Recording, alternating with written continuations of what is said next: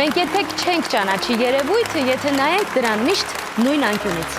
Այդպես է նաև մարդկանց դեպքում։ Այսօր մենք փոխում ենք դիտակետը։ Խոշորացույցի տակ հայտնվում են նրանք, ովքեր բացահայտում են ուրիշներին։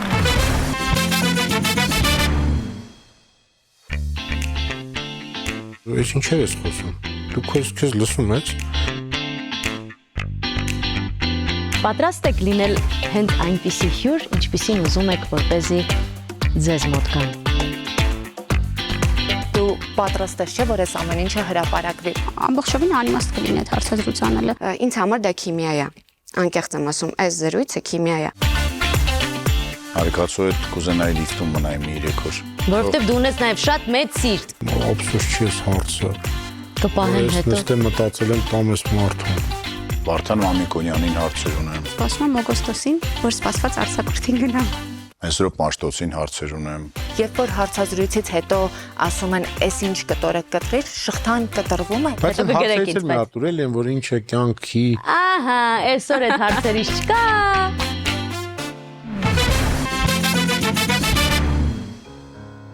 Հարցազրույցը պարզապես երկխոսություն չէ։ Հարցազրույցը անկեղծության ու վստահության րոպեներ են, որոնք պատմում են մարդու կյանքի պատմությունը։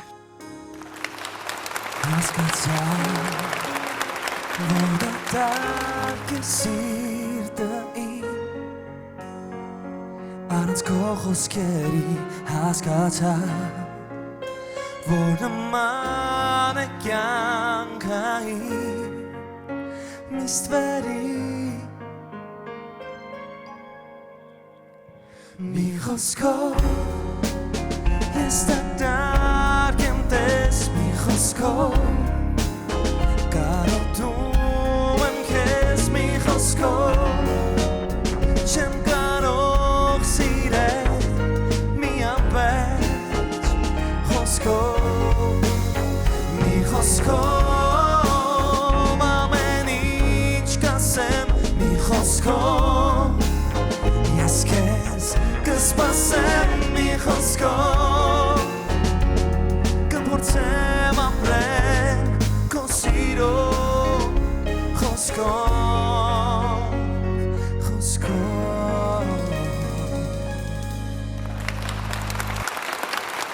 Այսօր մեր բենդի երաժշտական ուղեկցությունը մեր այսօրվա թեմայի մեջ է։ Նրանք կատարելու են երգեր ասված ու չասված խոսքերի, սպասված հանդիպումների և իրար ասելիք ունենալու մասին։ Ողջ երեկոյի ընթացքում մեզ հետ է լինելու Darwin's Project-ը։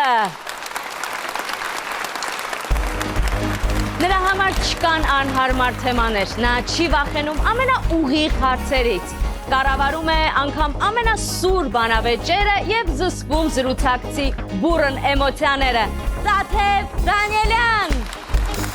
Դու քայլում ես ունազում, ինձ այլում ես ունքերիդ խաղով, ասաում ես երազում, ում ես կանչում ծիծաղով։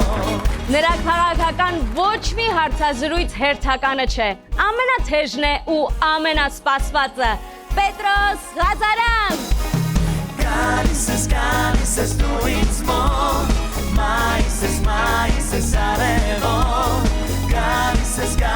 ես դու ինձ մոտ, իմ կյանքի արամոտ, իմ կյանքի արամոտ։ Բարի երեկո։ Բարի երեկո։ Ինձ թվում է շատ ակնհայտ է, որքան ուրախ ենք ձեզ ողջունել մեր տաղավարում։ Մենք էլ ենք ուրախ։ Ինչ լավ։ Հարմար է հյուրի դերում լինել այսօր։ Չէ։ Ընդհանրապես։ Հա։ Այսպես կարճ ու կոնկրետ ենք լինելու, իհարկե որպես գործընկերներ թույլ տվեք այսօր խոսենք դույով, որ մեր զրույցն էլ ավելի անմիջական լինի։ Ինչպես եք պատրաստվում հարցազրույցի։ Թեմա ենք ընտրում, հետո հյուրերի ենք ընտրում, շատ երկար, ամենաերկար պահն է հյուրերին ընտրելը, որովհետև բոլորը սիրում են սիրով ասել, որ հանրայինը իրենց չի կանչում, բայց երբ հանրայինը իրենց կանչում է, իրենք պատճառներ են գտնում մերժելու համար։ Դե հյուրերին թեման երբ արդեն ունենք, հարցերին ենք պատրաստվում եւ արդեն սկսում է ամենահաճելի փուլը, դա նկարահանումն է։ Պրոցեսը, չէ՞, ընթացքը հենց։ Ես համաձայն եմ իջ հետ։ Չէ, ես օրինակ մի անգամ հիշում եմ, որ խոսում էինք այդ մասին, որ ամբողջ օրն է պատրաստվել նշանակում Պետրոս Ղազարյանի համար, այսինքն նշումներով, օրվա մեջ։ Դե հա, դու անդադ պետքա կարդաս, անդադ պետքա թեմայի մեջ լինես, որովհետև կյանքն հենց է, որ անընդհատ ինչ որ նոր բան է լինում, երեկոյան մի բան նայում ես, առավոտ արդեն դա կարող է ակտուալ չլինի, շատ արագ է զարգանում, միջազգային ներքին, դրա համար այդ աշխատանքը 24/7-ա մինուս քունը։ Պետքա անընդհատ կարդաս, լսես, որ ակտուալ լինես, մանավանդ եթե տեսեք, եթե շաբաթը մի անգամ է, օրինակ Տաթևի հաղորդումը, դու կարաս, ասենք, չհետևես on-line ամեն ինչին, որովհետև գլխավոր թեման պետք է ընտրես։ Իսկ երբ որ ամեն օր է, դու պետք է ամեն օր փորձես ակտուալ լինես, այդ մի քիչ ուրիշ է։ Եվ վարքյանների մեջ է, ձեզ մոտ անգամ ժամերի ընթացքում ինչ-որ բան կարող է Հա, փոխվել ձեր լինում է դեպքում։ այտենց, որ հյուրը պետքա գա, զանգում ենք մի ժամ առաջ, ասում ենք, գիտես, այս թեման փոխվել է, դա ակտուալ չի, պետքա այս թեման լինի, որովհետև հիմա տես սենց իրավիճակ ա եղել եւ 99%-ով հյուրերը դա անցալում են, որովհետև ոչ ոք չի ուզում գա ոչ ակտուալ Ինչ-որ մի բանի մասին հա։ խոսի։ Մի անգամ խոսում էինք ու ինձ ասացիր, որ դու առհասարակ խոսել էլ չես սիրում առօրյայում։ Բայց արյուտես չեր էլ մտածում, որ կդառնաս հարցազրույցավար։ Չէ, ոչ թե առօրյայում խոսել չեմ սիրում, ես առօրյայում խոսում եմ սովորական։ Ես չեմ սիրում այդ այտենց կամպանիաներում խոսալ, ծնունդ, կնուն, քեֆ, հարսանիք Կենաց ասել։ Կենաց։ Միշտ լրակյաց է, Որովհետև մարդիկ միշտ ենթադրում են, եթե դու եթերում խոսում ես, դու պետք է միշտ ամենտեղ խոսաս, մի քիչ այտենց չի։ Ես ձանձրանում եմ։ Լավ, իսկ ինչպես ստացվեց, որ այս ճանապարհը եղավ։ Դե կանչեցին գործի, դե կանթունվեցի եւ ճանապարհը եղավ։ Ես մի քիչ ուրիշ ձև եմ այդ ամեն ինչին նայում։ Ոնց։ Դե աշխատանքա ես ինձ տենց դասական հարցազրույցավար չեմ համարում, չեմ էլ եղել, եկել եմ փողոցից, կոնկուրս էր,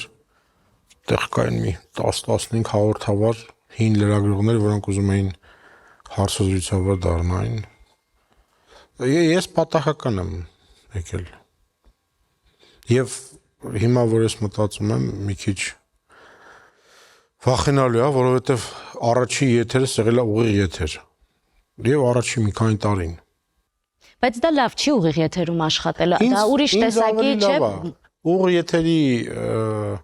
կայֆը, ասենց ասած, ավելի շատ է, էմոցիան, էքսպրեսիան, ավելի լավ է ուղիղ եթերը։ Եվ հետո ինչ գրում ես, գնում է եթեր։ Ու վերջ։ Էլ չկա, վայ, կլինի էսի սենց, ենի նենց, սա սենց, ստա նենց, այդ աշխատանքի մշտական ուղեկցող պրոցես է։ Տաթև դու ինչպես հայտնվեցիր ես բարեզում ու հետաքրքիր է այնպես էր ինչպես պատկերացնում էիր կամ ինչ որ բաներ, որոնց առերեսվեցիր ու հետո հասկացար, որ բայց ես այսպես չէի պատկերացնում ես ամեն ինչը։ Ես Պետրոսի ուսանողն էի եւ Պետրոսն ինձ աշխատանք առաջարկել 18 տարեկան էի։ Չէ, այնպես չէր ինչպես ես պատկերացնում էի, որովհետեւ դժբախտաբար համալսարանում դու սովորում ես մեկ այլ լրագրություն, գալիս բախվում ես մեկ այլ իրականության հետ, որտեղ այդ դասագրքային իրականությունները այդքան էլ կիրառելի չեն ու նորից ես սկսում սովորել։ Մոտ 2 տարի լրագրող չէի աշխատում, Պետրոսի հաղորդման համար գլխագրեր էի գրում, հյուրերի էի ընտրում, կանչում եւ այլն։ Դրանից հետո սկսեցի լրագրող աշխատել, հետո այդ ժամանակ կենտրոն հեռուստաընկերությունում էի, հետո տեղափոխվեցի Ազատություն ռադիոկայան, կենտրոնում նաև բնապահպանական հաղորդում էի անում, այդ թեմաների մեջ էի խորացած, հետո տեղափոխվեցի Ազատություն, դարձա նաև հաղորդավար եւ պրոդյուսեր, հետո 2019-ից մինչև այսօր արդեն հանրայնում եմ, սկզբում լուրերում էի, հիմա քաղաքական հաղորդումների բաժնում։ Այդ ընթացքն է շատ հետաքրքիր, այն իմաստով, որ ամեն օղակին ծանոթ ես լինում, մինչև որ արդեն գալիս ու նստում ես աթոռին հարցազրույց վարելու համար։ Սա հեշտացնում է, չէ՞, աշխատանքը։ Միանշանակ շատ է հեշտացնում, որովհետև երբ որ ես դեռ լրագրողալ չէի աշխատում, ես գիտեի օպերատորի աշխատանքը, ձայնային ռեժիսորի աշխատանքը, չգիտեմ, մոնտաժողի աշխատանքը, ես մինչև հիմա էլ մոնտաժ կարողանում եմ անել, մեկ-մեկ որ հաղորդումների անոնսը կտրելու եմ լինում կամ մի բան, մոնտաժողին ասում թող արագ անեմ, հետո դու Մինչև բացատրեմ ես ոնց կտրես դնես, այն այս դա շատ է օգնում, երբ որ դու հեռուստատեսությունը ներսից գիտես, երբ որ հայտնվում ես հաղորդավարի աթոռին, գիտես քո թիկունքում ինչ է կատարվում այդ պահին։ Կարծում եմ նաև թիմի համար է հեշտացնում աշխատանքը, երբ հաղորդավարը գիտի ինչ է լինում, էլի երկար պիտի չբացատրեն, եթե մի հատ ստոպ է եղել, ինչն է պատճառը կամ չգիտեմ, ինչ որ տեխնիկական խնդիր է առաջացել, դու արագ հասկանում ես իրենց, իրենք արագ հասկանում են քեզ։ Իհարկե խոսեցինք այն մասին, որ պատահական ստացվեց եւ այլն, բայց մեծ աշխատանք կա այդ ամենի հետևում, կա Պոզների դպրոցը։ Ինձ հետաքրքիր է հարցազրույց վարելու համար ջիղ է պետք, շնորհք է պետք, հնարավոր է հարցազրույց անել սովորել։ Այս են դեպքն է, որ պետք է բնավորություն։ Ամենակարևորը բնավորությունն է։ Ես իմ մեծ իմաստով, ես իմ առաջի հաղորդումը վարել եմ այնց ոնց որ վերջինը։ Միշտ հիմա էլ։ Հա։ Ես հիշում եմ իմ առաջի հյուրը, որ դուրս եկավ, ջղայնացած էր, ասաց՝ «Բա դուք ասում եք 20 նոր լրագրող է, այս ինչ արեց ինձ»։ Դա իմ առաջի հաղորդումն էր, որովհետև եթե բնավորությունդ դու ունես, մնացածը կարաս լրացնես ձեր ասած սովորելով, կարդալով, փորձով, բայց եթե բնավորությունը չկա, ոնց եք ասում, հարցազրույցավարի։ Դե մենակ ես չեմ ասում։ Մնացածը ինչ էլ անես, այն չի լինի, որտեվ քեզ նայում են քո բնավորության համար կամ չգիտեմ, դրան տարբեր բառերով են ասում։ Խարիզմայի համար կամ ոճի համար, բայց այդ պետքա մեծ չլինի, որտեվ դու պետք է հետաքրքիր լինես։ Եթե դու հետաքրքիր չես, մնացածը հավես չի։ Մի անգամ մյուս տաղավարում, երբ զրուցում ենք, ասացիր մարդը պիտի լինի ինքնատիպ ու հետաքրքրությունը հենց դրա մեջ է։ Հիմա մի քիչ այդ առանձնահատուկ լինելն է, որ այսքան կամ ցանկություն է այդպես լինելու, այսքան սուր լինելու մեջ, թե ըստ էության այդպես ստացվում է ու վերջ։ Չես մտածում դրա մասին։ Պետք է անկեղծ լինես։ Մեր հաղորդավարների խնդիրն է, որ 99%-ը խաղում է։ Ինքը դու զգում ես, որ հենց կամերան անջատվի, ինքը ուրիշ ձև է խոսալու, ինքը ուրիշ ձև է մտածելու, ինքը ուրիշ ձև է քայլելու, ուրիշ ձև է կյանքին նայելու։ Իմ մոտ մեկը մեկին նույնն է։ Ես ոնց խոսում եմ եթերում, խոսում եմ եթերից դուրս, ոնց մտածում եմ եթերում, մտածում եմ եթերից դուրս, ավելի ես եթերում ավելի անկեղծ եմ երբեմն լինում, քան եթերից դուրս։ Այ մեր մոտ այդ խնդիրը, իրանց թվում է, որ մեր դերասանների մոտ էլ այդ խնդիրը, իրանք ուզում են խաղան, իսկ իրականը այնա պետքա բնական լինես, որտեղ մարդիկ դա են սիրում, մարդիկ սիրում են, որ դու ոնց ես մտածում, մեկ ասում են, որ հարցազրույցավարը պետքա կարծիք չունենա, այդ աբսուրդ է, ոնց կա մարդը կարծիք չունի, բայց ինքը հետաքրքիր լինի։ Ու հարցազրույց անի։ Հա, դե մի հատ կոմպյուտեր կարան դնեն, այդ կոմպյուտերը գրագետ հարցերը դուրս հանի, դու պատասխանես։ Հաստատ քեզ այնց ավելի գրագետ ու բան կհանի։ Կձևակերպի այդ հարցերը, թեմաները, մանավանդ հիմա արհեստական բանականություն։ Դա էի ուզում ասել։ Դրա համար կարևորը մարդն է, որ մարդիկ տեսնեն, որ իսկ կենթանի մարդը, անկեղծ մարդը միշտ հետաքրքիր է, որտեղ դու չգիտես իրենց ինչ սպասես այդ բանին։ Իսկ ինչ եք անում, երբ մարդը օրինակ լքում է տաղավարը։ Ասում ենք հաջողություն։ Շատ հանգիստ։ Լքում է տաղավարը ինչ նկատի։ Դե ասենք ինչ որ բուրն իրավիճակում թեմայի մեջ որոշում է, որ պիտի գնա տաղավարից, ուղիղ եթերում աշխատում եք։ Ես ունեցել եմ տենց երևի 10 դեպք, 10-ից 10-ն էլ արձագանքները իր նկատմամբ շատ վատ են եղել։ Ինքը շատ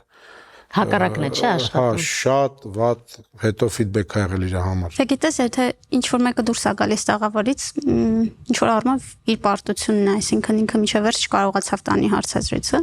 երբեմն շատ սուր է դա լինում, երբեմն կարող են քեզ վիրավորել որպես հաղորդավարի, քեզ թիրախավորել, եթե դու չես լքում տաղավարը, չէ՞, այսինքն դա այն պահն է, որ միջև վերջ պետքա գնաս, եթե հյուրն է լքում տաղավարը, այդ իր մասին է շատ բան խոսում։ Հետո տես ինչ սխալ են իրանք թույլ տալիս մեթոդական։ Երբ որ դու տաղավարում ես, իրանք մտածում են, որ դուք երկուսով եք, ու վերաբերմունք են ցույց տալիս քեզ։ Իրականում կա հեռուստադիտող։ Երրորդ կողմը կա միշտ։ Որին դու եկել ես հյուր ու դա արհամարանք է նաև հեռուստադիտողի նկատմամբ։ Դու միշտ պետք է հիշես, որ դուք երեքով եք նստած, ոչ թե դուք երկուսով։ Դու եկել ես, մարդիկ նստել են, սպասում են քեզ, ու դու թողում, քեզ թվում է դու հաղորդավարի նկատմամբ ես բոյկոտ անում, բայց իրականում այդ մարդկանց նկատմամբ, որովհետև հաղորդավարն ով է, այդ մարդկանց մտքերը, հա, ինքը այդ մարդկանց համար է աշխատում, իր համար հո չի աշխատում։ Ես ոչ մի կարիք չունեմ, ասենք, ինչ որ մեկից իմանամ ինքը ինչա մտածում, անգիր գիտեմ, կարող իրանց տեղը պատմեմ իրանք ինչա խոսել։ Հետո լինում են հյուրեր, որ մինչև գալն են պայմաններ առաջադրում, ասենք, պիտի այս հաղորդավարը չվարի, պիտի միայն ուղիղ եթեր լինի, պիտի նախապես քննարկենք հարցերը եւ այլն եւ այլն։ Այդպիսի պիտիների դեպքում ասում ենք հաջողություն, որովհետեւ ամեն դեպքում հաղորդավարը պետք է լինի իրավիճակի տերը, այսինքն սա հնարավորություն է, որ դու կարողանաս խոսել, ոչ թե դու պետք է գաս ու քո պայմանները թելադրես, բոլորը քեզ հարմարվեն, ու հետաքրքիր է, որ երբեմն այդպիսի պահանջներ են դնում այնպիսի քաղաքական ուժերի ներկայացուցիչներ, որոնք շատ քիչ ռեյտինգ ունեն կամ շատ քիչ ընտրազանգված ունեն, բայց իրենց ներսում, իրենց համարում են տենց առաջատարներ եւ պայմաններ թելադրողներ, էլի։ Ի վերջո մարդիկ ինչու են գալիս հարցազրույցի։ Դե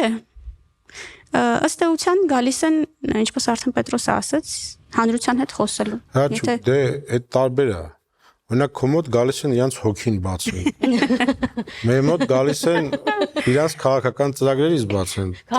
Դե ոչ միայն քաղաքական հոգի բացել այդպես բան չկա։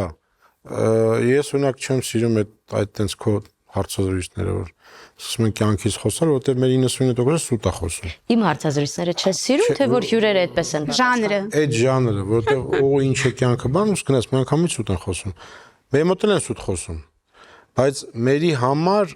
հետո հերոստատիտող իրանցից պատասխան է ուզում։ Իսկ քոնի դեպքում մի քիչ ուրիշ է։ Մնում է խիղճը։ Չէ, խիղճը ոչ միտեղ չի մնում, խիղճը հասարակության հետ կապ չունի։ Քաղաքականը ուրիշ է։ Այստեղ ծրագրեր են,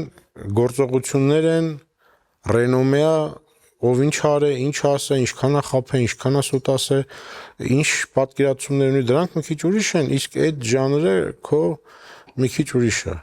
Դե իմ դեպքում էլ ժամանակը միևնույն է ամեն ինչ դնում է։ Ժամանակ գարեջուր էին կառնում ու քո այն սպիտակ հաղորդում էին։ Ես գիտեմ սպիտականությունի մեծ երկրպագուն, այո։ Չէ, տես հարցեր կա, չէ, ինչ է սիրո երջանկության մտորումների պրպտումները, մենք նստում ուրախ նայում էինք։ Վատ էր։ Չէ, շատ, ասում նստում նայում էինք, ասում վատ էր։ Շատ լավ ժամանակ։ Լավ ժամանց եմ ապահովել ձեզ համար։ Ես շատ ուրախ եմ։ Բացի հետաքրքիր լինելուց, ինչ հատկություններով պիտի օժտված լինի հարցազրույցավարը։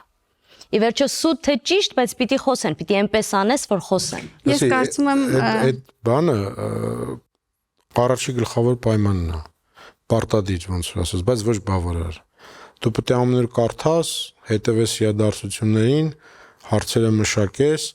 պատմությունը իմանաս ու էդ էլ է քիչ, դու պետք է եթերում կարողանաս այդ սաղ մեջով այդ անցկացնես, որ դա պետք տևելու է վարքյաններ, որ դու կարողանաս իր ասացի մեջ բռնես շատ կարևոր է հարցազրույցի համար, որ առաջնայինը երկրորդականից տարբերի եւ ճիշտ ուղղությունով ինքը իր հարցերը միանգամից ձևակերպի եւ ասի։ Ընդ որում դա շատ սուբյեկտիվ է, որովհետեւ միշտ չի որ այդպես եթե դու տարար ուրիշ կողմ հարցազրույցը, արդեն կամ սենս կլինի, կամ սենս։ Այդ մենք եթերում երբեմն կադրից դուրս է բարեբախտաբար մնում մեր ռեժիսորի եւ մոնտաժողների շնորհիվ, բայց երբեմն տարաձայնություններ են կունել, օրինակ ինքը կարծում է որ պետքա այս կողմով տանել, ես այս կողմով տանել, որովհետև դա սուբյեկտիվ է, դա դու չես կարող դա մաթեմատիկա չի, ճշգրիտ գիտություն չի, որ դու որոշես, որ այսպես պետք է տանես, չէ՞, ասենք բանավեճը։ Ու մենք այդտեղ կարծիքների բախում ենք ունենում։ Ու ո՞նց եք վարվում այդտեղ։ Անգամ Պետրոսի ճանապարհով ենք տանում, անգամ ինչ ճանապարհով ենք տանում, բայց ուզում եմ ասել, դա շատ սուբյեկտիվ է, բայց իմ կարծիքով, եթե շատ կարճ ասեմ, ինչ է պետք հարցազրույցավարին, ընդհանրապես հանրային մարդուն պետք է ամեն ինչին թեթև նայել։ Թե քննադատությանը, թե գովեստին, որովհետև երբ որ քեզ գովում են ու դու դրանից ոգևորվես, հաջորդ օրը դու կմտնես եթեր ու կհասկանաս, որ ոչինչի չես պատրաստվել ու դեպի ներքև ես գնում։ Տապալվես ուղղակի։ Եթե քեզ քննադատեն ու դու ամբողջ օրը այդ քննադատության հետևից գնաս, սկսես բոլորին պատասխանել, դու կհասկանաս, որ ժամանակը ծախսում ես ինչ որ մարդկանց ապացուցելու մի բան, որը պետք չի ապացուցել։ Համար երկու դեպքում էլ պետք է թեթև նայել ու ունենաս մի օրիենտիր, հայերեն ինչպես ասեմ, ուղենիշ եւ փորձես դրանից այս կողմ այն կողմ չգնալ, դու քո գործը անես հանգիստ։ Եթե փորձենք այսպես ըստ կարևորության դասավորել, ըստ կարևորության չէ, ըստ դերերի, ում համար է ավելի շատ հարցազրույցը, հարցազրույցավարի, հյուրի, թե հեռուստադիտողի համար։ Հարցազրույցավարի համար դա աշխատանք է։ Հարցազրույց տվողի համար էլ է դա աշխատանք, հեռուստադիտողի համար է երևի ամենակարևորը, որովհետև այն ինչ մենք անում ենք, դա հանրության համար ենք անում։ Այսինքն, եթե մենք չունենանք հեռուստադիտող, ամբողջովին անիմաստ կլինի այդ հարցազրույց անելը։ Ոչ նա ով գալիս է մի բան պատմելու դրա կարիքը կունենա, ոչ էլ մենք աշխատանք կունենանք, որովհետև չկա մարդ, որի համար է անում այդ գործը։ Մեկնաբանությունների մասին։ Տես։ Ես հարցերը բաժանում եմ 3 մասի,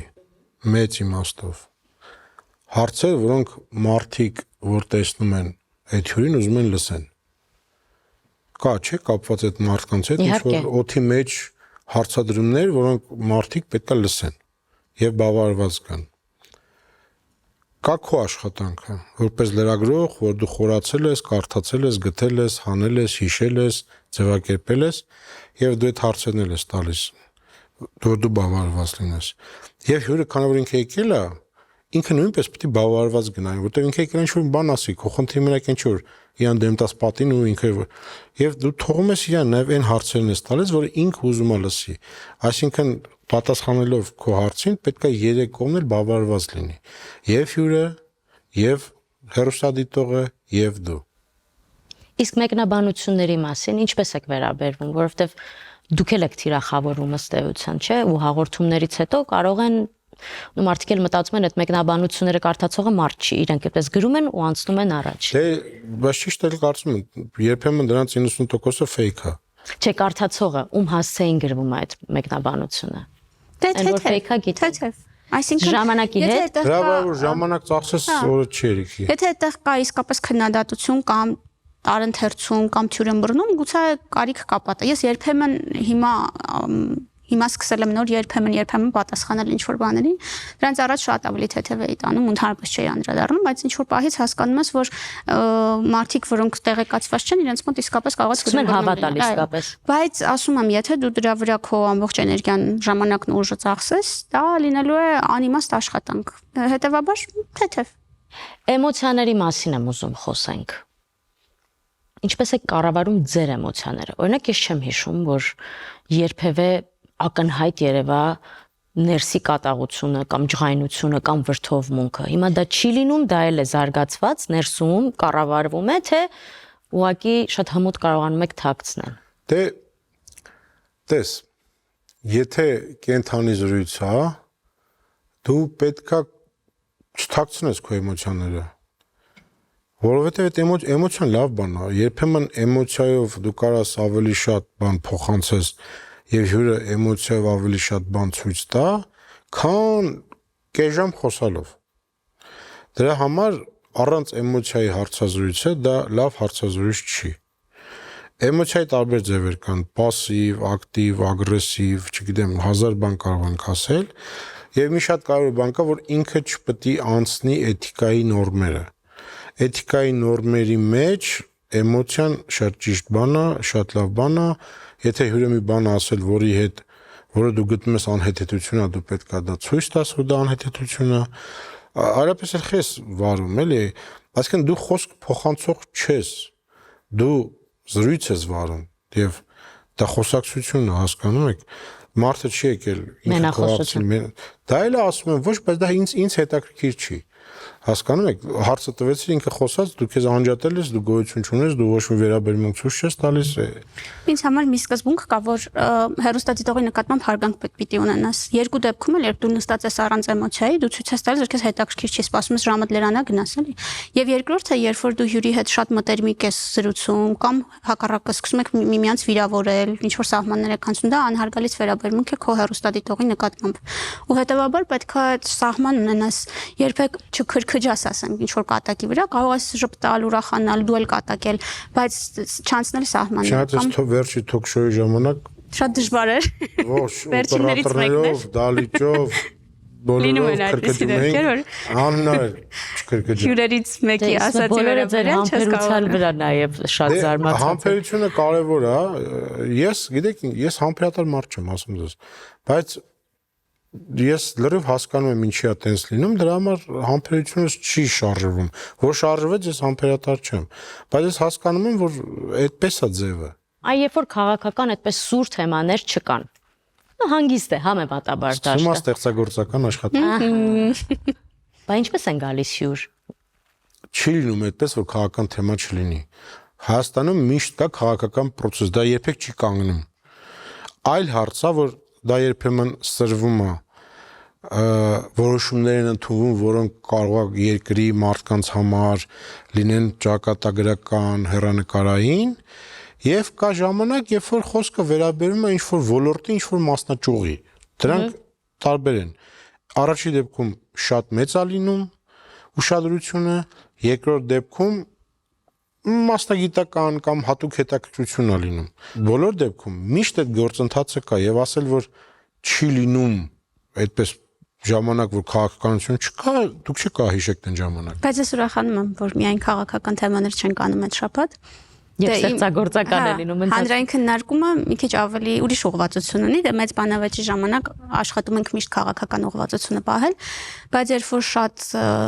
լուրջ տարակազմի քաղաքական իրադարձություններ չեն լինում, ես սիրով առողջապահական, կրթական, մշակութային թեմաներ եմ լուսաբանում։ Նույնիսկ մեր մոտ մի քիչ պակասում է այդ մասնագիտական քննարկումները, ոլորտի խորքային, հեռանկարային։ Ես հիշում եմ, օրինակ, այս կենսաթոշակային ռեֆորմը, որ եղավ, ինքը ամենակարևոր ռեֆորմներից մեկն է պետության համար, մարդկանց համար։ Եվ ես զանգում եմ այդ գերատեսչությունների մարդկանց, հրավիրում էի քննարկման 5-6 գերատեսչություն կար, որը ուղղակի եւ անուղղակի առնչվում էր այդ թեմային, որոնք այդ ռեֆորմները տանում էին առաջ, իրանք էին անում։ Ասում եկեք մի հատ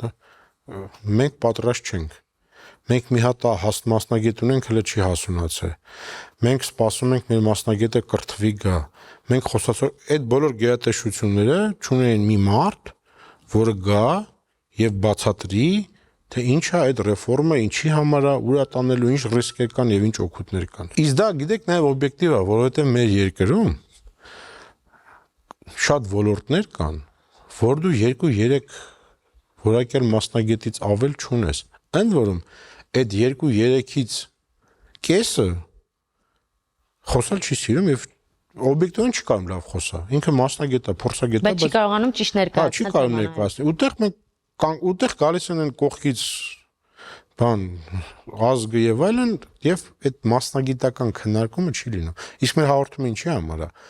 որ մարդիկ տեղեկացված լինեն եւ մարդիկ ավելի adekvat լինեն, չէ՞, այդ մտքերի բախումից իրանց մոտ կարծիք ձևավորվի, որպեսզի հետագայում ինչ որ որոշում ընդունելու ժամանակ ինքը adekvat լինի,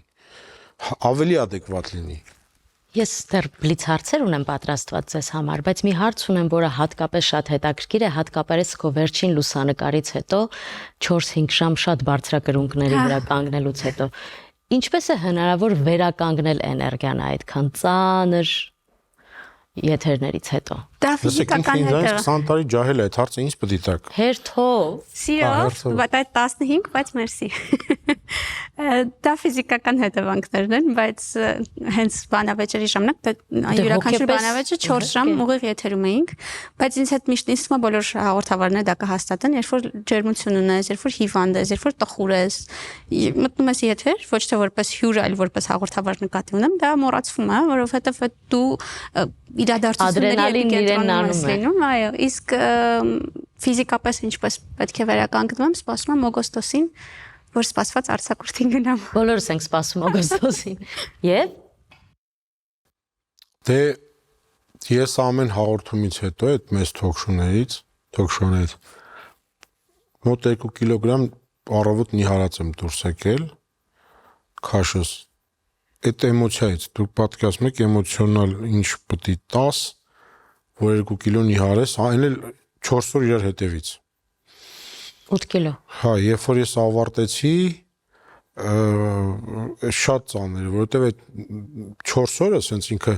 դուրս թռավ ամեն ինչի մեջից, բայց դրանից էլ առաջ մի ամիս։ Հսկայական աշխատանք էր այո։ Չէ, բացի այդ 4 օր, մի ամիս էլ մենք այդ ռեժիմի մեջ էինք։ Հնդրաշավի փուլում։ Թոքշոուներ, տարբեր հյուրեր,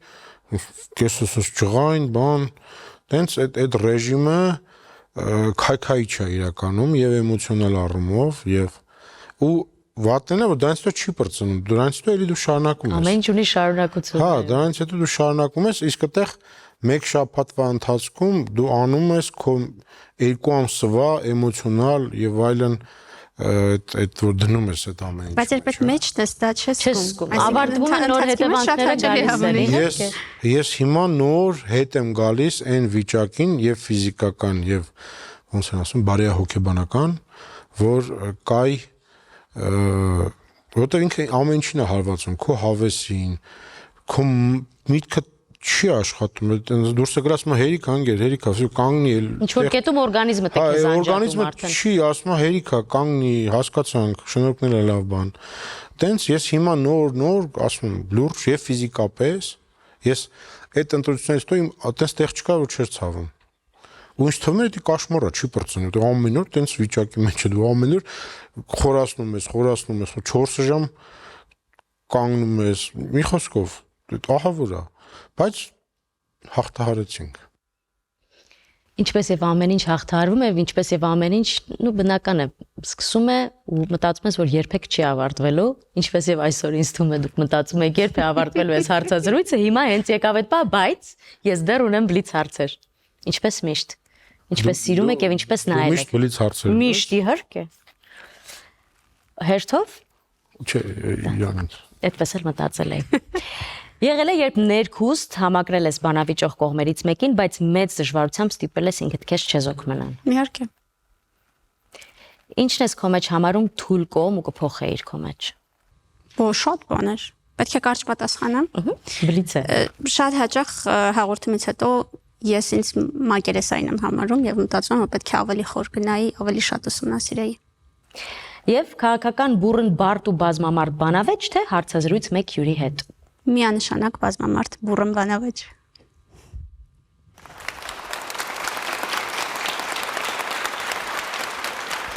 Որն է եղել ամենաձախողված հարցը, որը տալուց անմիջապես հետո փոշմանել ես։ Չի եղել։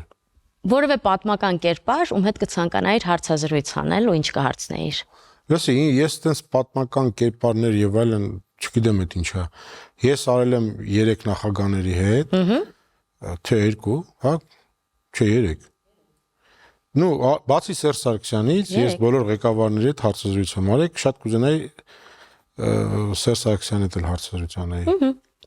Որտեղ եւ որն է քո կարմիր գիծը, ինչի մասին երբեք չես խոսի։ Դա անձնականն է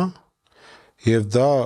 ոնց ասում գոտկատեղից ներքև այդ թեմաներն է, որը նույնիսկ եթե իմ հանդեպանում են, ես չեմ անում։ Շնորհակալություն, որ այսօր եկաք եւ ձեր շատ ցանկ ժամանակից անցկացրեցիք մեզ հետ։ Շնորհակալ եմ։ Մենք կգնանք այս հաղորդումը էլի միասին կնայենք Գարեջրով։ Բայց Հետո կգրեք հարցերից ինձ, էլ մատուրել են, որ ինչ է կյանքի։ Ահա, այսօր այդ հարցերից չկա։ Շնորհակալություն, մյուս անգամ։ Շնորհակալություն։ Այսօր ողջ երեկոյի ընթացքում դուք ձեր երաժշտական կատարումներով լրացնում եք մեր հաղորդում հարցազրույցը։ Եվ հետաքրքիր է, թե երաժշտական ժանրով փորձեք նկարագրել, ինչպիսին է այն, ինչպես է անցնում։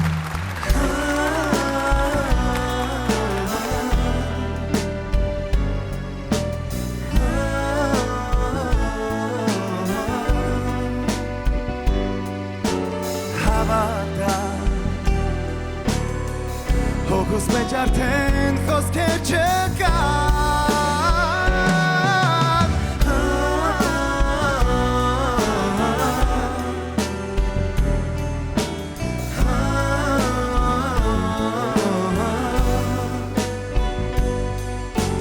Հավատա Հոգուս մեջ արդեն խոսքեր չկան Չգիտեմ, պիտի ուրախանամ, թե ոչ, ամեն դեպքում խոսքեր չկան։ Ու եթե հարցերը ծնվում են բանական մտքից, ապա պատասխաններ մենք միշտ ակնկալում ենք սրտից։ Նրան հաջողվում է դիպչել ամենանուրբ լարերին եւ ստիպել դիմացինին անկեղծանալ։ Մարդկանց սրտի տանիքներով թռիչք ապահովող Քնարիկ Զաքարյան։ Կայնում ես սոնազում Ինձ այնում ես ունքերիդ խաղում Ասաում ես երազում Ում ես կանչում ծիծաղում Ամենաուղիղ հարցերով նա կարողանում է մտնել մարդկանց կյանքի սենյակները եւ ստացվում է շատ անկեղծ զրույց։ Ամալիա Հովանեսյան։ Նայում ես կորուսով Լուսաբաց ես գանան լուսաբաց Ես ապրում եմ քո կարոտով կորուսով քո աչքերով եմ երված Սուր եւ անկաշկանդ խոսք, անդադար իմպրովիզ, կայծակնային կողմնորոշում զրույցի ընթացքում եւ այդ ամենը շատ ճանաչելի ձայնով եւ միայն իրեն հատուկ հումորով։ Եգոր Գլումով։ Գալիս ես դու ինձ մոտ Մայիս ես արևոտ Գալիս ես դու ինձ մոտ Իմ կյանքի արավոտ Իմ կյանքի արավոտ Բարի երեկո։ Իմ կյանքի առավոտ, բարի երեկո։ Բարի առավոտ Ամերիկայի Միացյալ Նահանգներին։ Բարի առավոտ Ամերիկայի Միացյալ Նահանգներին, բարի երեկո մեր հայաստանյան հեռուստադիտողին, բայց նաև կարևորը տրամադրությունը, որպեսզի լինի։ Այո, բարի։ Բարի։ Պատրաստ եք լինել հենց այնպիսի հյուր, ինչպիսին ուզում եք, որպեսզի ձեզ մոտ գան։ Պատրաստ ենք ու ասեմ որ այնքան ջերմ է այստեղ մթնոլորտը ու ուրախ երաժշտական ժպիտով որ չեն կարող քեզ մոտ այլ կերպ գալ Դու այնպեսի մեծ փորձ ունես, որ դժվար թե մենք այդպեսին չկարողանանք լինել։ Դե Սրիդի Ռոս, один բարբոս, երեք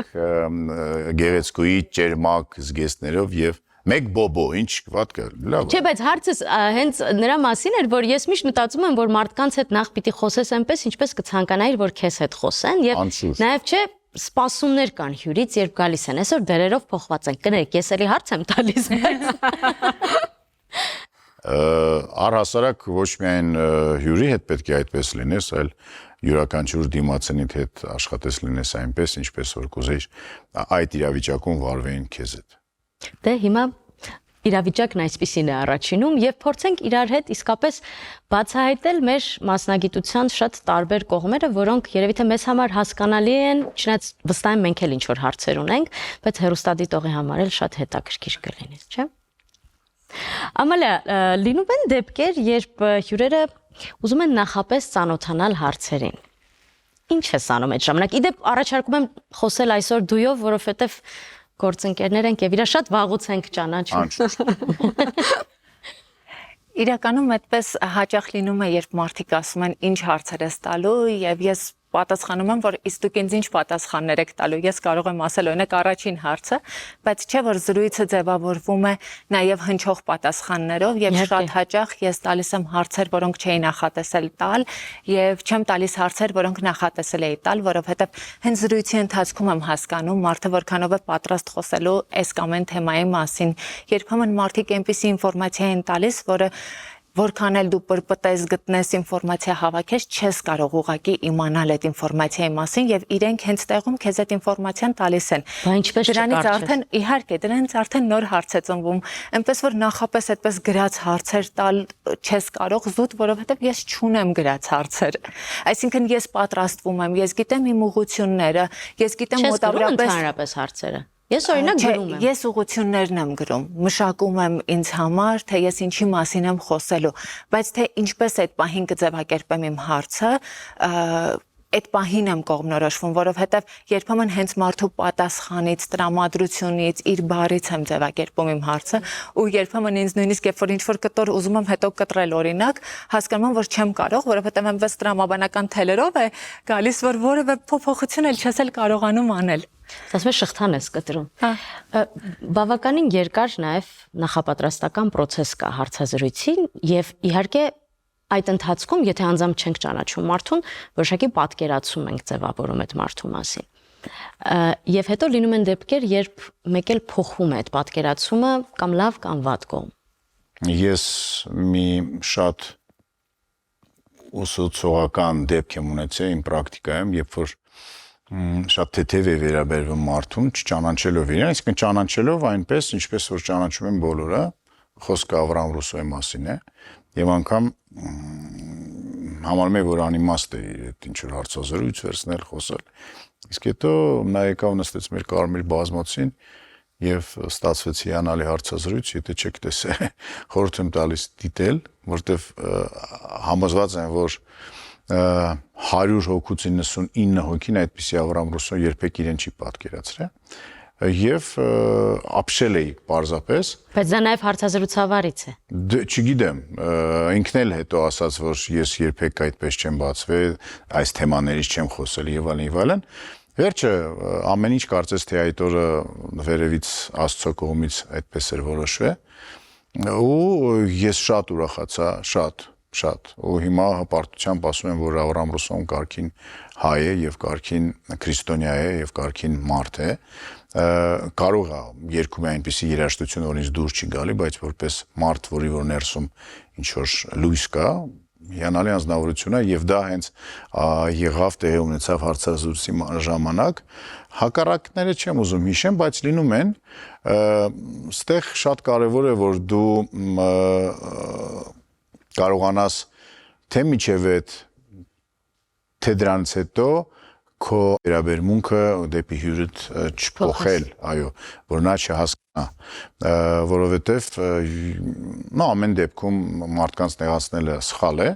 եւ երկրորդը շատ դեպքերում դա քո սուբյեկտիվ կարծիքն է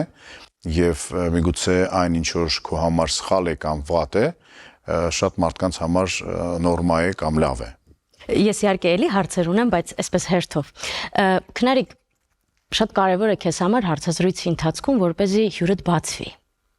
Բայց նաև պակաս կարևոր չէ, երբ հաղորդավարը ինքն է պատրաստ, թեկուզ էներգետիկ առումով բացվել։ Ինչպես ես դա անում։ Երևի գալիս է նրանից, որ նախ տանիքներով հրավիրում ենք մարդկանց, մեծ մասը ինձ համար մտերի մարդիկ են, սիրելի մարդիկ են, կամ որոշ չափով ես իրենց ճանաչում եմ ու հասկանում եմ դիտելով իրենց նախնական, նախկինում տրված հարցազրույցներ այդ մարդը որքանով կարող է լինել տանիքներովի հերոսը ու դրանից հետո արդեն այդ մարդը հայտնվում է տանիքում։ Իսկ երբ որ մարդը գալիս է տանիք, ես արդեն պատրաստ եմ ինքս անկեղծ լինել, որովհետև ինձ թվում է այդ քո անկեղծությունը դիմացինը զգում է, երբ որ տեսնում է, որ դու իր հետ ազնիվ ես, ինքը քեզ հետ դառնում է ել ավելի ազնիվ ու անկեղծ ու վստահում է քեզ, որովհետև երբ որ այդ հարցաքննողի իրավիճակում ես, դու ինչ որ մեկը քեզ հարցաքննում է, դու պատրաստ չես բացվել։ Սկսում ես պաշտպանվել։ Իսկ երբ որ դիմացինը տեսնում են, հետո նենց կարևոր է, որ ես իմ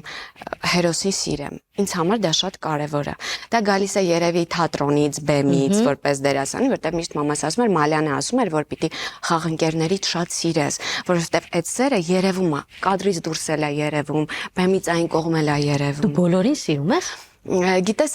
չեմ կարող ընդունել մարդու տանիքում, որը ինձ համար ի տարբերություն, ես դերասանուհի եմ, ինքը հեղինակային նախագիծ է մեզ մոտ, որը որ ունի արժեքներ, որ ես չեմ ընկալում, որը որ իմը չի, ասեմ ինչու, որովհետև տանիքներում ես սիրում եմ մարդուն մի քիչ մյուս կողմից ցույց տալ, մի քիչ իմ աչքերով ցույց տալ, մի քիչ ընկերոջ անկյունից ցույց տալ, ու ես կարծում եմ, որ եթե մարդ ունի որոշակի, չգիտեմ, վրիպումներ կյանքում, հայացքներ, մարդկային որակներ, որոնք որ ինձ համար անընդունելի են, ես տանիքներում չեմ ուզում այդ մարդուն մաքրեմ։ Հա։ Հասկացա։ Լավ, ես հիմա մտածում եմ ասածի շուրջ։ Ամալիա, իսկ լինում է, երբ մարդը կոնկրետ ասելիքով է գալիս հարցազրույցի, այսինքն դու իրեն հրավիրել ես, ինքը եկել է, բայց ներսում ասելիք ունի եւ խնդրում է, որ իրեն օրինակ այդ հարցը տաս, որ անպայման այդ ասելիքը միջից դուրս գա։ Այդպես լինում է, որովհետեւ երբեմն մարդկանց մեջ կուտակվում են ինչ որ երևույթներ, որոնց մասին իրենք ուզում են պարզաբանում տալ, երբեմն լինում են շատ տհաճ քննարկումներ, մարդ են, իրենք էլ ուզում են խոսել այդ մասին, պարզաբանել, որովհետև գիտեք, ըստ այս հարցազրույցների հաջողությունը կանում է այնտեղ, որ դու սկսում ես լսել մարդուն, որովհետև երբ դու լսում ես մարդուն, իրեն ճանաչում ես այլ տեսանկյունից։ Պարզվում է, որ որևէ հարց, որի վերաբերյալ դու ունեիր հստակ դիրքորոշում, կարող է լրիվ այլ դիտանկյուն ունենալ, որի մասին դու չես էլ մտածել։ Ու այս բaragայում իհարկե լինում է, երբ որ մարդիկ ներքուստ ինչ որ ասելիք են ունենում, ինչ որ թեմայի վերաբերյալ ուզում են պարզաբանում տալ, գուցե հանրությունը համարի, որ դա շատ անձնական թեմա է, բայց մարդը, որին առնչվում է այդ անձնական թեման ու ինքը տարբեր քննարկումներ է լսում դրա վերաբերյալ, կարող է կարիք ունենալ դրա պարզաբանումը տալու։ Իրականում երբեմն լինում են հարցեր, որ օրինակ կարող մարդիկ ասեն, այս թեմային ինչու անդրադարձակ եւ որպես կանոն դրանք լինում են այն հարցերը, որոնց մասին հյուրը ցանկացել է խոսել, որովհետեւ ամեն մարդ ամեն դեպքում իր ասելիքն է ունենում եւ բնականաբար երբ մարդը գալիս է հարցազրույցի, ինքը որոշակի ասելիք ունենում է, որովհետեւ դատարկված փուլերում դու ուղղակի ասում ես եկեք այս շրջանը բաց թողնենք, մի որոշ ժամանակից կխոսենք։ Դա շատ նորմալ երևույթ է, իմիջիայլոց ես դրան շատ առողջ ու լավ եմ վերաբերվում, որովհետեւ երբ մարդը դատարկված է ու ինքը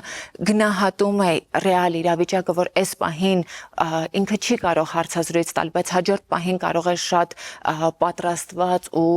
շատ լավ հարցազրույց տալ, բացի ինֆորմացիան, ինքը ներքուստ պատրաստ լինի խոսելու, այդ պահը պիտի ճիշտ գնահատես հարցազրույց տալու համար, որովհետև այս ձևաչափի հարցազրույցները թեպետ հիմա ավելի շատ են սոցիալական ցանցերում, YouTube-ում, ամեն դեպքում դրանցից յուրաքանչյուրը մի մեծ հնարավորություն է լայն հանրությանը ներկայանալու եւ երբ որ դու դրան գնում ես անպատրաստ, այդ շատ վատ է առաջին հերթին քեզ համար։ Իգոր, երբ խոսում ենք հյուրերի մասին, հենց դա եմ ուզում հարցնել, ինչ պատմական կերպար կա, կամ գուցե պատմական էլ չէ, ինչ որ մեկում հետ ով չկա հիմա, բայց կցանկանայիր հետը հարցազրույց ունենալ ու ինչ կհարցնեիր։ Շատերին հարցեր ունեմ, Վարդան Մամիկոնյանին հարցեր ունեմ, Մեսրոպ Մաշտոցին հարցեր ունեմ, Նարեկացուն հարցեր ունեմ, անթիվ, Նարեկացու հետ կուզենայի լիֆտում մնայի մի 3 օր։ Եթե շատ սիրելի հարցներ, եթե հիշում եք, բայց ես այդքան երկար չէի նախատեսում, ասում էի ուղղակի ում հետ կցանկանայիք մնալ վերելակում։ Մակեդոնացին, Տեսլան, շատ կան, շատ, Էյնշտեյնը։ Ես հիմա մտածեցի, եթե արհեստական բանականությունը նման հնարավորություն տար, ունենալով այն ինֆորմացիան, որը կա։ Ես դες ասեմ ավելին, մի քանի օր առաջ Շանթի առավոտը եթերում հյուր ունեցանք հայկական ազգային արխիվից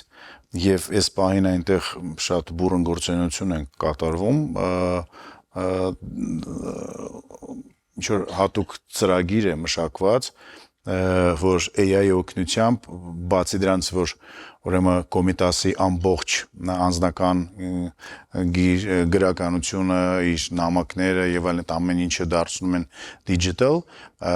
թվայինացնում են, բացի դրանից ստեղծվում է, կարծես թե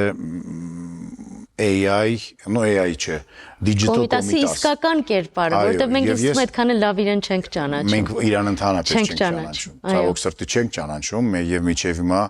Կոմիտասին դիպչելուց ասում են, զգուշ չի, սրբությունա չի կա, բայց Կոմիտասը տալիս էր, կամ տալիս էր, ասում էր վերցրեք, իսկ մենք հիմա ասում ենք, չէ, ձեր չտակ այս բաժակը ստեղ էր դրած, Կոմիտասը դրել էր ստեղ։ Շատ սխալ է ինձ թվում, է։ Նու այդ տեսանկյունից այդպես էր ինքը, որովհետև ամեն ինչ պիտի իր տեղն ունենա։ Բայց այդ իր բաժակներն են տեղ, բայց ասում էր ժողովուրդ ընդ ձեր ջուրն է, խմեք։ Իսկ մենք ասում ենք վարպետը ասել է այդ ջուրն է, բայց ոնց որ այդքան։ Հիմա ուզում ասեմ ես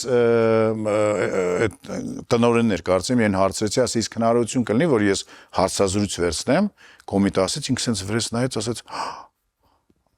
ու փաստորեն եւ ես դրա մասին իրականում շատ շուտվանից մինչեւ AI-ը մի 5 տարի առաջ դեռ մտածում էի, որ ինչ որ կարելի է, չէ, որ մենք ունենանք հատուկ ոչ եւ դա պետք է կտրված լինի ինտերնետից անպայման համացանցից կտրված լինի եւ մենք կարողանանք ստեղծել ինչ որ մի արհեստական բանականություն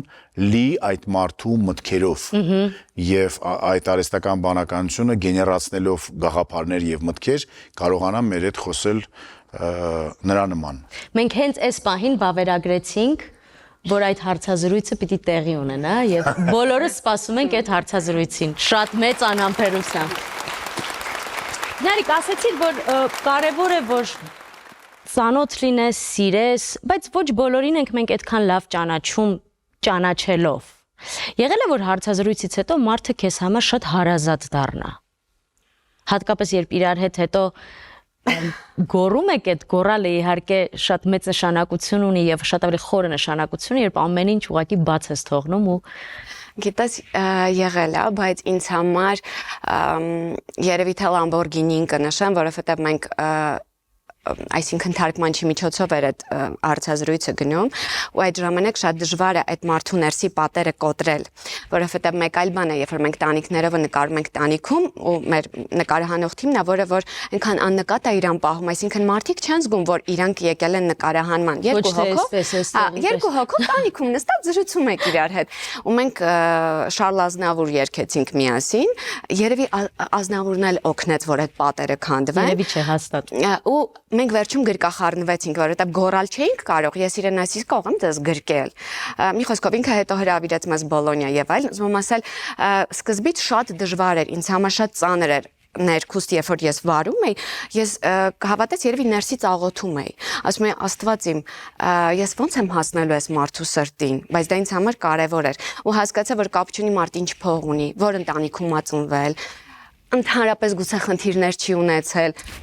ֆինանսական կամ եւ այլն, բայց շատ կարեւոր է, որ այդ մարդու ներսի փոքր երեխային հասնես, որ յուրաքանչյուրի մեջ կա ինձ թվում։ Դե որովհետեւ բոլորս մանկությունից էլ գալիս ենք միշտ։ Ամալա, լինում են դեպքեր, երբ հատկապես հիմա համացանցը մեկ էլ ու կտրում է ինչ-որ հատվածներ կոնտեքստից դուրս եկած եւ դա սկսում է պտտվել։ Ու այս պարագայում շատ դժվար է հարցազրույցավարի համար, որովհետև այստեղ պիտի հասկանաս գիծը որն է, դու դրա համար պատասխանատվություն ի վերջո կրում ես, թե ոչ։ Իրականում դա երևի թե իմ ամենացավոտ կետն է, երբ վերցնում են եւ դնում են վերնագիր, որը խափում է, կտրում են մի կտոր, որը կոնտեքստից կտրված լրիվ այլ իմաստ է ստանում։ Օրինակ երբեմն լինում են շատ ինտրիգային կտորներ, որոնք ես անոնսում չեմ տեղավորում, որովհետեւ հասկանում եմ, որ անոնսում եթե սա դնեմ, ճիշտ չի հասկացվելու։ Բայց երբ ինչ որ էջ, որի հեղինակին դու նույնիսկ չես կարող գտնել, որովհետեւ անանուն էջ է,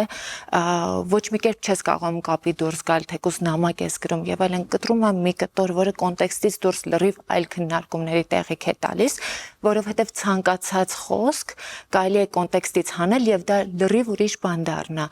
Իրականում այստեղ շատ դժվար է, բայց սա նաեւ ժամանակի հրամայականն է, որի դեմ դու չես կարող պայքարել, այսինքն դա քո վերահսկողությունից դուրս է, այսօր ցանկացած բան, որ դու հրապարակում ես համացանցում, կարող է այդպիսի տարածելիության առիթ դառնալ եւ դու որևէ կերպ այդտեղ վերահսկողություն ունենալ չես կարող։ Այստեղ երևի թե ոչ այնքան հեղինակի խնդիրն է, որքան օրենքի խնդիր է, որպեսզի ինչ որ չափով վերահսկելի լինի, թե ինչպես է այդ ամեն ինչը տարածվում, որովհետև կոնտեքստից դուրս ցանկացած երևույթի կարելի է այլ կողմից մոտենալ։ Դե ի վերջո խոսքը շատ մեծ նշանակություն ունի, կապ չունի այն գրված է, ասված է, եւ շատ կարեւոր է հատկապես մեր մասնագիտության դեպքում այդ խոսքի արժեքը իմանալ։ Ամեն դեպքում դու որքան էլ իմանաս խոսքի արժեքը, հնարավոր է մի միտք ասես, որի շարունակությունը լիարժեք արդարացնում է քո սկզբում ասած միտքը, բայց սկզբում ասված միտքը հանեն, որովհետև դա ինտրիգային է, օրինակ ես դա անոնսում չեմ օգտագործում։ Ես երբեք անոնսներում չեմ օգտագործում այն սկզբունքը, իհարկե ավելի հետաքրքիր ինտրիգային ձևով եմ փորձում հավաքել անոնսը, բայց երբեք չի լինում, որ օրինակ մարդը անոնսից հետո մտնի հաղորդում եւ հաղորդման ընթացքում տեսնի, որ լրիվ ուրիշ բաներ ասվել։ Ես ինքս ունեցել եմ այդ խնդիրը, երբ ես եմ արդեն հյուր գնացել, կարծում եմ, որ հեղինակները այդտեղ են պատասխանատու, որպեսզի իրենք անոնսում չխափեն, բայց արդեն համացանցում ով ինչպես է դա օգտագործում, իսկապես վերահսկողությունից դուրս է, այնպես չի, որ մեխանիզմ ունես, բայց չես օգտագործում։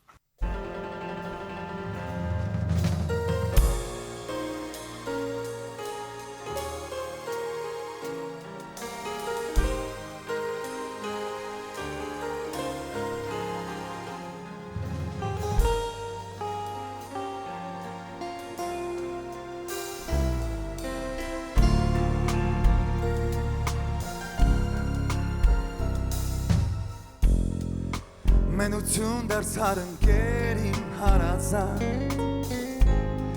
Հերանաս ես կսկսեմ ճախրել ազատ Կգրկեմ այնքան սպասված երազը իմ Կերքի հոգիս ծանոթի մեղեդի գիշեր քեզնից ինչպես ես ազատվեմ Երբ չքվես ես առավոտներ կսիրեմ Տխրություն հոգուս մի մասն ես դու դարձել Իմ ուշերն են քարացել Եվ գույներն են վերացել Սերը իմ արջև իր դուրը չի բացել Կարևոր մի խոսք ջնջվել է իմ սրտից Քո այրող համբույր անհետացել իմ շուրթերից Բայց իմ սիրտը դեռ սպասում է քեզ նորից Կարևոր մի խոսք ջնջվել է իմ սրտից Քո այրող համբույր անհետացել իմ շուրթերից Բայց իմ սիրտը դեռ սպասում է քեզ նորից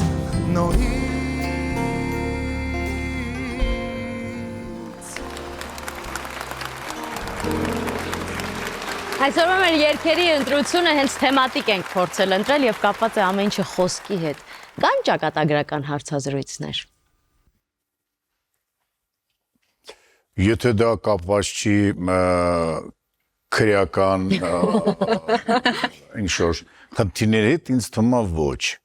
Որովհետև ես համոզված եմ, որ աղջիկների հարցազրույցները չգիտեմ, որովհետև տեսնում եմ, որ շատ հոգեթերապևտիկ են նրանց հարցազրույցները։ Այո, մերը այդպես է։ Այո, ես համոզված եմ, որ մարդկությունը եւ ցիվիլիզացիան մրջուններից սկսած եւ ավարտված կապույտ կետերով առանց յուրաքանչյուր իմ հարցազրույցի հանգիստ կարող է ապրել։ Եվ ոչինչ նրանց կյանքում չի փոխվելու։ Բայց ոչ ոք դա մեզ համար այդքան հստակ չի բացահայտի եւ բացի ինչպես դու։ Չէ, ես համաձայն եմ իմ յուրաքանչյուր ամենաստացված, ամենաքո սիրված իմ հարցազրույցներից յուրաքանչյուրը փոխեմ մեկ մանկական ժպիտի հետ։ Ես բարձրապես խնդիր չունեմ։ Որովհետեւ դու ունես նաեւ շատ մեծ սիրտ, այ դրա համար։ Ես այդքան լուրջ չեմ վերաբերում ըստ իմ գործին, ինչքան աղջիկները, դրա համար չգիտեմ, ավելի թեթե եմ տանում ամեն ինչ։ Այստեղ երկար քեզ հետ մի քիչ խոսեի, բայց լավ։ Քնարիկ զգում ես, երբ ստում են քեզ։ Զգում եմ։ Ինչ ես անում այդ ժամանակ։ Տանիքներովում Դե։ դադարեցնում եմ, նկարահանում եմ ու ասում եմ, գիտես, մենք կարող ենք այս մասին չխոսել, բայց եթե խոսենք անկեղծ, հետո ես շատ ուղիղ հարցեր չեմ տալիս, երբ որ ես թողնում եմ, որ հերոսս բացվի, որքանով որ ինքը ցանկանում է, կամ գուցե տալիս եմ հարցեր ու հասկանում եմ, որ ինքը կուզի այդ մասին խոսել, թե չի ուզի, ու անգամ երբեմն վախենում եմ այդ հարցերը տալ, շատ բան իմանալով էլ վախենում եմ այդ հարցերը տալ, որովհետև միշտ վախենում եմ այդ անձնավորությանը հանկարծ չցավեցնեմ կամ չգիտեմ հետո դա, որովհետև լինում է հակառակը, որ շատ անկեղծ հատվածներ հետո տեղ չեն գտնում հաղորդմանը, լինում է, որ իրենք են խնդրում, լինում է, որ ես ինքս նայում եմ,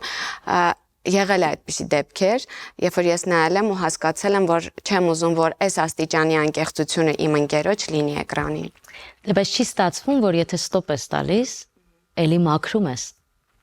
մարդուն։ Հնարավոր է, բայց գիտես, տանիքներով նրա մասին է, որ ես ուզում եմ այդ մարդիկ ոչ թե գան ես տամ ինչ-որ հարցեր, որոնք որ պիտի ինչ-որ բաներ բացահայտեն, այլ ես ուզում եմ ուղղակի մարդկանց, իմ ընկերներին, հա,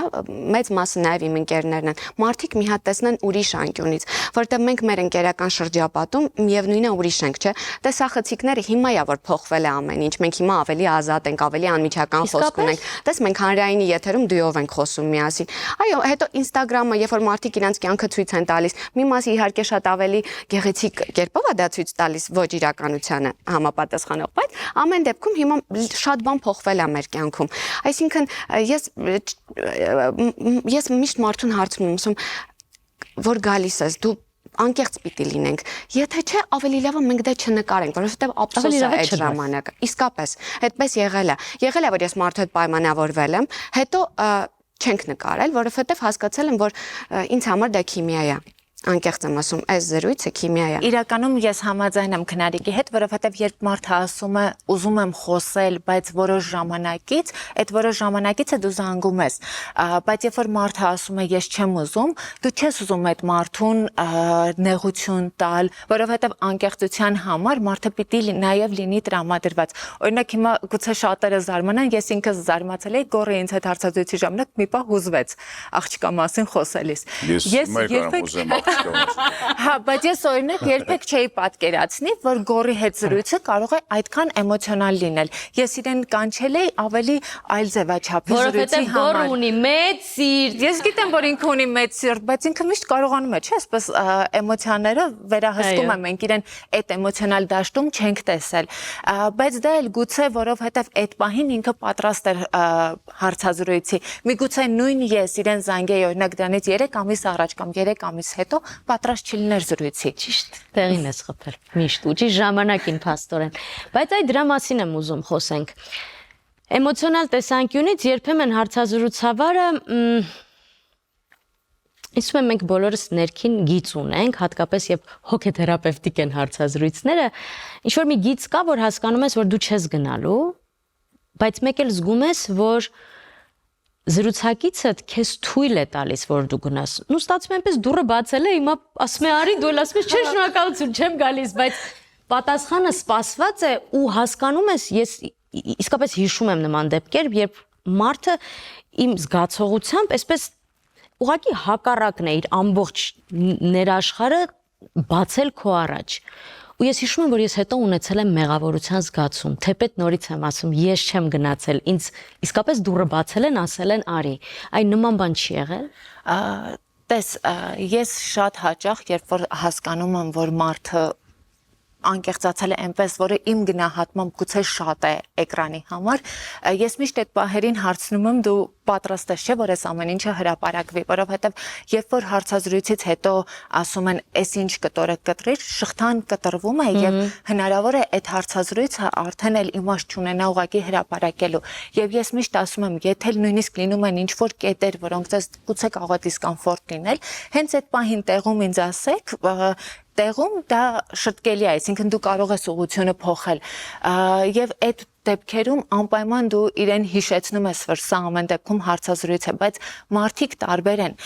Մեր խնդիրը այն է, որ մենք երբեմն չենք ընկալում, որ մարդիկ տարբեր են։ Այն ինչ որ ինձ համար շատ խիստ անձնական է, մեկ ուրիշի համար հանրային է եւ որպես կանոն փորձը ցույց է տալիս, որ մարդիկ ոչ թե սիրում են իդեալական ճիշտ կերպարների, ինչքան էլ այդպես ընդունված է ասելու, այլ սիրում են այն մարդկանց, որոնք անկեղծ են, որովհետեւ մենք մեր իրականության մեջ ունենք մարդիկ, որոնք բոլոր կանոններով հակասում են այն ընդունված նորմերին, որոնք հայկական իրականության մեջ համարվում են լավ, բայց իրենք իրենց անկեղծությամբ սիրվում են։ Գոր հարյուրավոր հարցազրույցներ ես ունեցել։ Որն է եղել այն ամենակարևորը, որ սովորել ես։ Ավրամ Ռուսոյի հարցազրույցը, եթե սովորելու մասին է խոսքը, որովհետև նորից եմ ասում, ես շատ թեթև է վերաբերում այդ մարդուն, հետո հասկացա, որ այդ հարցազրույցից հետո հասկացա, որ ոչ մեկին չի կարելի այդպես վերաբերվել, չի կարելի, եւ առհասարակ պետք չի ստեղծել մարդկանց մասին կարծիք, չճանաչելով նրանց։ Սակուրովից սովորելու բաներ կան շատ։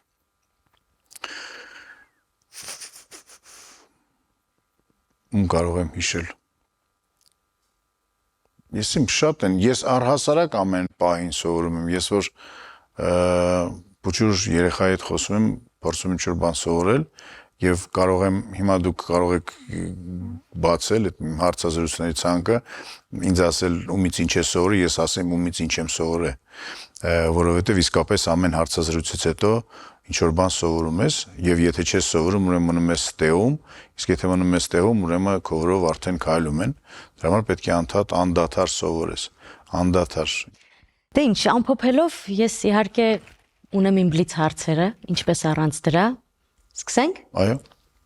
Հարց, որը հյուրին զայրացնում է, թե հարց, որը նրան ստիպում է մտածել։ Հարց, որը նրան ստիպում է մտածել, իհարկե։ Հյուր, որը հումորից զուրկ է, թե հյուր, որ քեզանից ավելի սրամիտ է։ Հյուր, որը ինձանից ավելի սրամիտ է։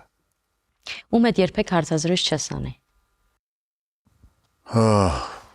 Չկա տենց անձնավորություն, բացարձակ։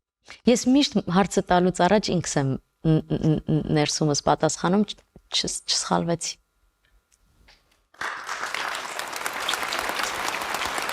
Ամալիա, փոթված հարցերից որն է եղել ամենահանդուգնը, գուցե անտակտը եւ ում։ Ես չեմ կարող ասել, որ ես անտակտ հարց եմ տալիս, որովհետև այն հարցերը, որոնք կարող է որևէ մեկի համար շատ հանդուգն թվան, այդ պահին տեղին են եւ այդ պահի մեջ ճիշտ են, այսինքն մի հարց, որը կարող է մեկ ուրիշի դեպքում իրապես անտակտ դառնալ, տվյալ պահին տվյալ մարդու հետ կարող է շատ տեղին լինել, որովհետև դու զրույցի մեջ պիտի լինես, դու չես կարող զրույցից դուրս լինել, չէ, դու այնպեսի հարց ես տվել, որը քո հարցը արդեն իսկ այդ պատասխանը ենթադրում էր։ Լիովին ստորագրում եմ բոլոր ասածների տակ։ Եղել է հարց, որը տվել ես միայն դիտումներ հավաքելու համար, թե գիտակցել ես, որ սկզբունքների դեմ ես գնում։ Եղել են հարցեր, որոնք հասկացել եմ, որ դիտումներ կհավաքեմ, բայց չեմ տվել։ Սուտ, որը կապահովի շատ դիտումներ, թե ճշմարտություն, որը հետաքրքիր չի։ Իմ հետագիծը ցույց է տալիս, որ ես չունեմ սուտ, որը որ ապահովում է շատ դիտումներ, այդ ամեն ինչը փաստված է։ Դու չունես սուտ, որը ճիշտ արժե։ Քնարիկ, եթե ստիպված լինեիր ջնջել քո արած հարցազրույցներից մեկն ընդմիշտ, որը կլիներ, դա։ Ինձ թվում է չկա այդպեսին։ Լավ է, շատ հնարավոր։ Եղել է, որ հյուրի հետ կեղծ հուզմունք ես ցույց տվել, բայց իրականում ոչ էլ ազդվել ես։ Երբեք։ Հակառակը միշտ ուզում եմ կառավարեմ այդ էմոցիաներս։ Որն է քո խայծ հարցը, որը միշտ աշխատում է ցանկացած հյուրի դեպքում։ Երևի ինչ եք սովորում ձեր երեխաներից, ինչ են ձեզ երեխաները սովորեցնում։ Մի խոսքով շատ շնորհակալ եմ, որ այսօր այստեղ եք, այս տաղավարում եւ առհասարակ նաև շնորհակալ եմ ձեր գործունեության համար, որպես հեռուստադիտող։ Շնորհակալ եմ։ Մենք ենք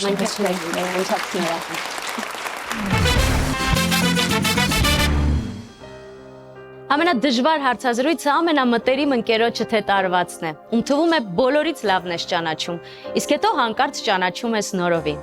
Երբեմն էլ բոլորովին անծանոթ մարդը բացում է իր հոգին քո առջև ու դառնում է քեզ շատ հարազատ։ Իսկ ինչ է իրականում հարցազրույցը, եթե ոչ մի հայելի, որտեղ տեսնում, զգում ես մարդու ապրածը, զգացածը, երազածը։ Ես հասկացել եմ մի բան, մարդիկ շատ տարբեր են, բայց նաև շատ նման։ Շնորհակալ եմ, կհանդիպենք առաջինին։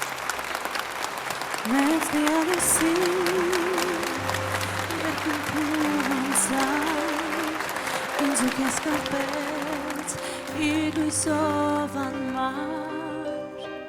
և մի օր ասես մեծ մակնիզի պես փողոսում խավար մեզ զգեց իրար անցանոթ օտար մի մարդ որ դեռ երեք չգար դիեզերք մի վարկյանում դու ինձ դարձար Պատական չի լինում ոչ մի բան մենք պիտի հանդիպենք իրար ինձ հիմա բաց է